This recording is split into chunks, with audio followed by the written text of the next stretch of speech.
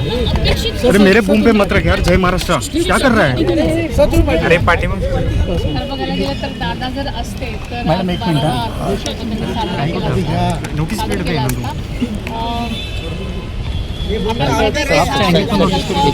सर्व घटकांवरती प्रकाश टाकलेला आणि महाराष्ट्राच्या विकासासाठी सर्वसमावेशक असा आहे। त्याबद्दल मी खरोखरच माननीय मुख्यमंत्र्यांचे आभार मानते आणि हा अर्थसंकल्प आदरणीय दादांसाठी दादांना समर्पित केलेला आहे। त्याबद्दल मी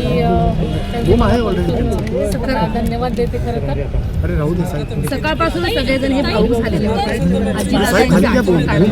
आजचा दिवस खरं तर अजितदादांसाठी सगळ्या पक्षासाठी सुद्धा खूप महत्त्वाचा होता।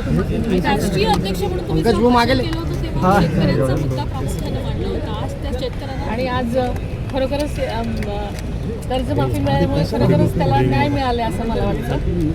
खरं तर 27 तारखेपर्यंत आदरणीय दादा या अर्थसंकल्पाची तयारी करत होते आणि येऊन सगळ्यांच्या मीटिंगच घेणार होते आणि आपण सगळेजण पाहताय की दादांची आर्थिक शिस्त त्याची छाप या सगळ्या अर्थसंकल्पावर दूरदृष्टी पण दूरदृष्टी या एकूणच वाटते कारण आपल्याला म्हटल्याप्रमाणे की या अर्थसंकल्पावर दादांची छाप होतीच आणि सर्व घटकांवरती सर्वसमावेश विचार केलेला आहे। लाडक्या बहिणी असतील, विकास कामं केलेली असतील, सगळ्यांमध्ये खूप योग्य ती तरतूद केलेली आहे।